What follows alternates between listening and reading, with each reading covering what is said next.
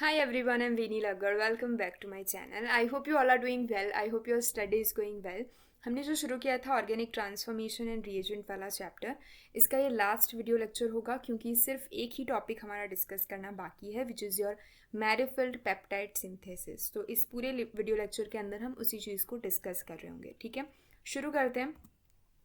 Peptide it means amino acid. बहुत सारे amino acid को अगर हम कंबाइन करते हैं, ऐड करते हैं, तो CONH ग्रुप यानी कि CONH लिंकेज हमें बहुत सारी देखने को मिलती है और वो जो पूरा बल्कि ग्रुप आपको बनेगा, पॉलीमर बनेगा, उसे हम पेप्टाइड बोलेंगे। ठीक है, तो पेप्टाइड सिंथेसिस के दो आपके वेज हो सकते हैं। एक तो क्लासिकल मेथड है जो सॉल्यूशन फेज के अंदर कंडक्ट की जाती है, और दूसरी है मैरीफिल्ड मेथड। जो मैरीफिल्ड नाम के साइंटिस्ट थे, उन्होंने ये चीज़ को डिस्कवर करा था, जो सॉलिड फेज का यूज़ करके हम पेप्टाइड सिंथेसिस को कंडक्ट करते हैं। ठीक है, तो शुरू करते हैं। देखिए, सबसे पहले हम क्लासिकल मेथड के बारे में थोड़ा सा डिस्कस कर लेंगे ताकि आपको पता चले। क्लासिकल यानी कि जनरल मेथड जो हम पेप्टाइड सिंथेसिस में यूज़ करते हैं वो क्या करते हैं, एक एमिनो एसिड होता है, दूसरा एमिनो एसिड होता है। ठीक है, एक एमिनो एसिड का जो नाइट्रोजन एंड है यानी कि नाइट्रोजन टर्मिनल है वो प्रोटेक्टिंग ग्रुप से प्रोटेक्ट किया हुआ है, और दूसरे एमिनो एसिड का जो कार्बोनिल एंड है यानी कि कार्बन टर्मिनल है, ये जो COOH है, तो जो कार्बन टर्मिनल है वो एक ग्रुप के साथ प्रोटेक्ट किया होता है। ठीक है, ऐसे हमने दो एमिनो एसिड को लिए, उसकी हमने रिएक्शन करवाई किसी भी सॉल्यूशन फेज में, तो वाटर मोलिक्यूल का रिमूवल होता है। एक यहाँ पे से हाइड्रोजन, यहाँ पे से हाइड्रोजन, और ये वाला ऑक्सीजन, तो H2O मोलिक्यूल का रिमूवल होगा और यहाँ पे NH बचेगा, जो आपको यहाँ पे देखने को मिलेगा NH। और ये आपका CO ग्रुप था, तो ये आपका CO ग्रुप। तो ये जो CONH आपको देखने को मिलेगा विच is your amide bond formation.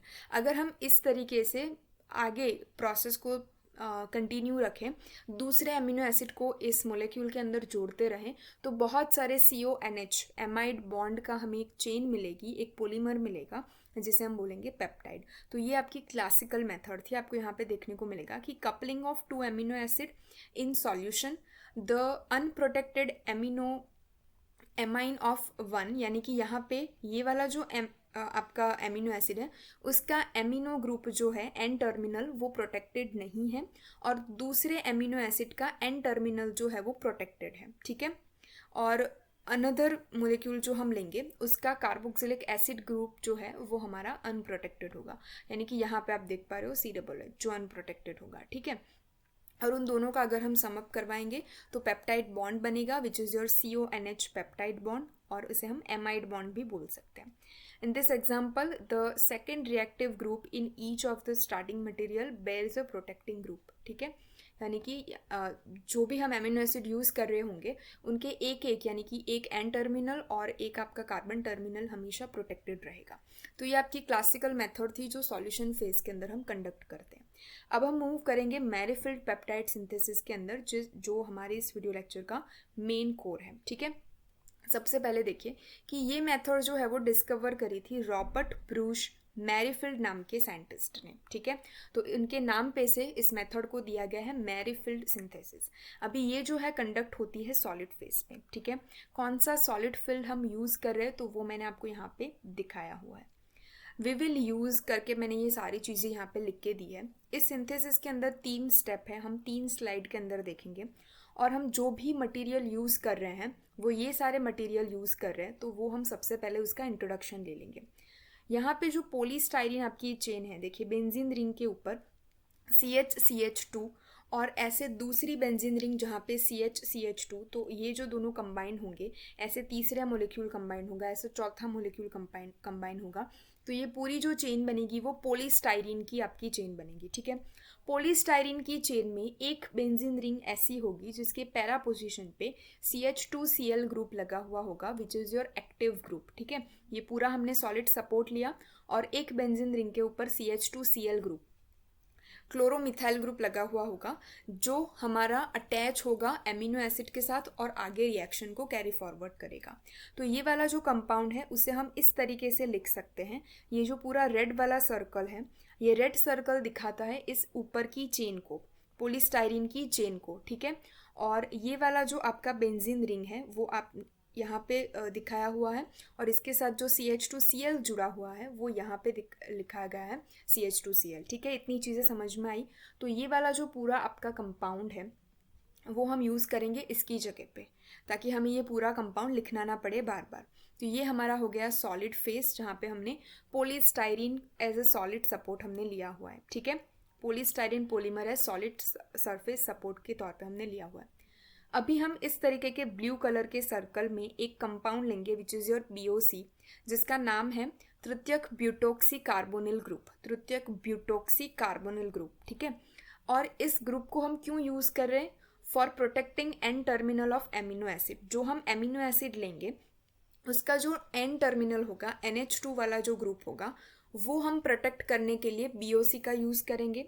उस BOC को, यानी कि ये वाले BOC को जो एमिनो ग्रुप को प्रोटेक्ट कर रहा होगा, तो उस BOC को रिमूव करने के लिए, यानी कि डिप्रोटेक्शन करने के लिए हम यूज़ करेंगे ट्राईफ्लोरोएसिटिक एसिड, यानी कि CF3COOH को हम यूज़ करेंगे फॉर रिमूवल ऑफ BOC। जहाँ पे BOC को रिमूव करने की हमें ज़रूरत पड़ेगी वहाँ पे हम यूज़ करेंगे CF3COOH को।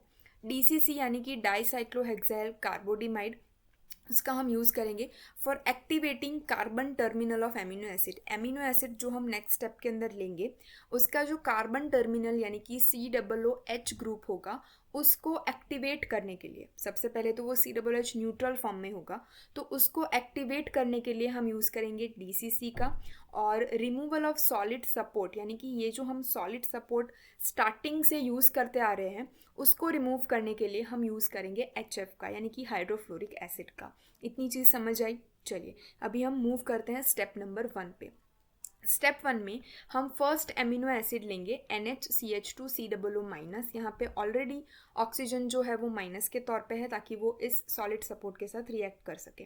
तो फर्स्ट एमिनो एसिड जो हमने लिया है उसका जो एन टर्मिनल एटम है, यानी कि नाइट्रोजन टर्मिनल है, वो BOC से हमारा प्रोटेक्टेड है। ठीक है, इसकी हम रिएक्शन करवाएंगे हमारे सॉलिड सपोर्ट के साथ पॉलीस्टाइरीन, जिसके पैरा पोजिशन पे CH2Cl ग्रुप लगा हुआ है। ठीक है, in presence of triethyl amine base की प्रेजेंस में हम इसका रिएक्शन करवाएंगे। तो क्या होगा, यहाँ से क्लोरीन एटम जो है वो रिमूव हो जाएगा और ये जो ऑक्सीजन माइनस है वो इस CH2 के साथ जुड़ के हमें इस कंपाउंड का फॉर्मेशन होता हुआ दिखेगा। ठीक है, ये हमारा कंपाउंड बन गया। अभी इस पूरे कंपाउंड का हम क्या करेंगे, इस BOC को हम यहाँ से रिमूव करेंगे, यानी कि इसका डिप्रोटेक्शन करेंगे। किसका यूज़ करेंगे? CF3COOH का यूज़ करेंगे। ठीक है, तो BOC यहाँ से रिमूव हो जाएगा तो हमें एमिनो ग्रुप यहाँ पे NH2 एज इट इज़ मिल जाएगा। तो सबसे पहले स्टेप के अंदर हमने क्या करा, कोई भी एमिनो एसिड लिया जिसका एन टर्मिनल BOC से प्रोटेक्टेड है, उसकी हमने रिएक्शन करवाई हमारी पॉलीस्टाइरीन सॉलिड सपोर्ट के साथ। ठीक है, तो सॉलिड सपोर्ट में जो क्लोरीन एटम है वो रिमूव हो जाएगा और जो हमारा कार्बन टर्मिनल है COO ग्रुप, उसके साथ ये CH2 अटैच हो जाएगा इन presence of try ethyl amine base. और नेक्स्ट स्टेप के अंदर हम BOC को रिमूव करेंगे with the help of CF3COOH। ठीक है, इतनी चीज़ें समझ में आई और हमें फाइनल प्रोडक्ट ये बनेगा। अभी नेक्स्ट स्टेप के अंदर हम क्या करेंगे, दूसरा एमिनो एसिड लेंगे, ये वाला दूसरा एमिनो एसिड जिसका जो एक एन टर्मिनल है, यानी कि NH वाला ग्रुप, वो BOC से अभी भी प्रोटेक्टेड है। लेकिन अभी यहाँ पे जो C टर्मिनल है, यानी कि COOH जो है वो आपका कार्बोक्सिलिक ग्रुप के तौर पे यहाँ पे, तो इस ग्रुप को यानी कि COOH ग्रुप को एक्टिवेट करने के लिए हम यूज़ करेंगे DCC का, डाईसाइक्लोहेक्साइल कार्बोडिमाइड का। अगर हम DCC का यूज़ करेंगे तो DCC यहाँ पे ऑक्सीजन और हाइड्रोजन की जगह ले लेगा, हाइड्रोजन यहाँ से रिमूव होगा और DCC अटैच हो जाएगा। तो ये वाला जो आपका कंपाउंड बनेगा वो अब एक्टिवेटेड एमिनो ग्रुप बनेगा। ठीक है, एमिनो एसिड बनेगा। तो एक्टिवेटेड ये वाला जो आपका एमिनो एसिड है उसका हम रिएक्शन करवाएंगे फर्स्ट स्टेप के अंदर, जो हमें लास्ट में प्रोडक्ट मिली थी ये वाली जो हमें प्रोडक्ट मिली थी फर्स्ट स्टेप के अंदर, उसके साथ अब हम इसकी रिएक्शन करवाएंगे। किसकी? DCC से एक्टिवेट हुए हमारे एमिनो एसिड की। ठीक है, तो क्या होगा, यहाँ से DCC, यहाँ से ये ऑक्सीजन और इस NH2 से हम एक हाइड्रोजन को ले लेंगे, यानी कि DCCOH हम यहाँ पे रिमूव करेंगे। तो क्या होगा, ये आपका C डबल बॉन्ड O यहाँ पे देखने को मिल रहा है। ठीक है, ये वाला NH ग्रुप यहाँ पे आपको देखने को मिलेगा और CH2COO ग्रुप आपको यहाँ पे ये एज इट इज़ है पूरा ये वाला ग्रुप। ठीक है, तो इतनी चीज़ें समझ में आई आपको। हमने DCCOH को कहाँ से रिमूव करा है वो मैं एक आपको जनरल दे देती हूँ। ये आपका DCCO और यहाँ से हम रिमूव करेंगे एक H को, यानी कि इतना पोर्शन हमारा रिमूव होगा। ठीक है, यहाँ से हम H को ले रहे हैं, यानी कि ये C डबल बॉन्ड O जो है ये वाला, वो आपका यहाँ पे है ये, और यहाँ से जो NH आएगा वो आपका ये है ये वाला NH। ठीक है, तो ये आपका सेकेंड स्टेप के अंदर प्रोडक्ट आपको मिलेगी। तो यहाँ पे N टर्मिनल जो है वो BOC से प्रोटेक्टेड है, और आपका ये वाला जो C टर्मिनल है वो आपकी पूरी सॉलिड सपोर्ट से प्रोटेक्टेड है। ठीक है, इतनी चीज़ समझ आई। चलिए अभी स्टेप 3 के अंदर हम क्या करेंगे, सबसे पहले हम लेंगे CF3COOH, जिससे हम रिमूव करेंगे हमारा BOC यानी कि N टर्मिनल जो प्रोटेक्टेड है उससे, और HF का यूज़ करेंगे टू डी प्रोटेक्शन ऑफ हमारा सॉलिड सपोर्ट। तो ये दोनों जब रिमूव हो जाएंगे तो यहाँ पे हमें H देखने को मिलेगा, यानी कि हमारा C टर्मिनल हमें यहाँ पे मिल जाएगा, और यहाँ पे हमें NH2 देखने को मिलेगा, यानी कि N टर्मिनल भी हमें देखने को मिलेगा। ठीक है, तो ये आपका पहला जो आपका था एमिनो एसिड, और ये आपका उसके साथ दूसरा एमिनो एसिड।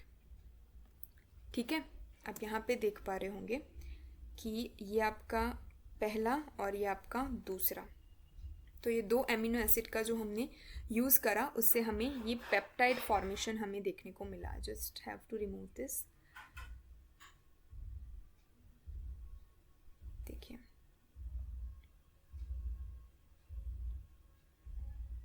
यहाँ पे आप देख पा रहे होंगे ये जो आपकी पेप्टाइड चेन है वो आपको यहाँ पे देखने को मिलेगी। ठीक है, ये आपका पहला एमिनो एसिड NH2CH2COOH वाला, और ये आपका दूसरा एमिनो एसिड NH2CH2COOH वाला। तो ये दो एमिनो एसिड का एडिशन होगा और हमें एक यहाँ पे ये पेप्टाइड चेन देखने को मिलेगी। तो ये थी आपकी पूरी मैरीफिल्ड पेप्टाइड सिंथेसिस। बहुत ही इजी इसके स्टेप है। पहले स्टेप के अंदर हम एमिनो एसिड को लेंगे जिसका BOC N टर्मिनल से हम BOC के साथ हम प्रोटेक्ट करा हुआ लेंगे, उसको हम सॉलिड सपोर्ट के साथ मर्ज कर देंगे, और नेक्स्ट स्टेप के अंदर हम BOC को रिमूव कर देंगे ताकि हमें यहाँ पे NH2 देखने को मिले। नेक्स्ट स्टेप के अंदर हम दूसरा एमिनो एसिड लेंगे जिसको हम सबसे पहले DCC से C टर्मिनल उसका हम एक्टिवेट करेंगे, और उसकी रिएक्शन हम फर्स्ट स्टेप के अंदर हमें जो प्रोडक्ट मिली थी उसके साथ कराएंगे, जहाँ से DCCOH हम निकाल देंगे और CONH यानी कि ये वाला जो आपका एमाइड ग्रुप है उसका फॉर्मेशन हमें यहाँ पे होता हुआ दिखेगा। ठीक है, और थर्ड स्टेप के अंदर हमें करना है सॉलिड सपोर्ट को रिमूव और BOC को रिमूव। इन दोनों को हम रिमूव कर देंगे तो हमें पूरी आपकी जो चेन है वो मिल जाएगी। दो एमिनो एसिड को कंबाइन करके CONH बॉन्ड का आपको फॉर्मेशन होता हुआ दिखेगा, विच इज़ योर पेप्टाइड बॉन्ड। ठीक है, इसकी हम एप्लीकेशन अगर देखें तो सबसे पहले तो बहुत ही हाई इल्ड आपको मिलेगी, यानी कि प्रोडक्ट के जो परसेंटेज है वो बहुत ज़्यादा हाई है।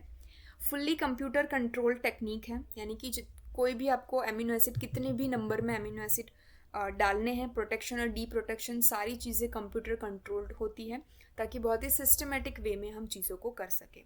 फुल्ली कंप्यूटर कंट्रोल टेक्निक है इन विच कपलिंग यानी कि दो एमिनो एसिड का coupling and removal of protecting group जो हमने करा automated as many as time decide. जितने नंबर के हमें एमिनो एसिड लेने हम ले सकते हैं, जितनी भी बार हमें प्री प्रोटेक्शन करवाना है हम कर सकते हैं, और हाई इल्ड हमें मिलेगी, यानी कि प्रोडक्ट के जो परसेंटेज है वो बहुत ज़्यादा मिलेंगे। ठीक है, तो ये आपकी एप्लीकेशन थी मैरीफिल्ड पेप्टाइड सिंथेसिस की।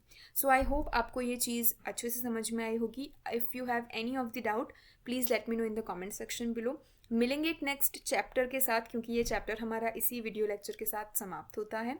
सो या till then stay happy, stay positive.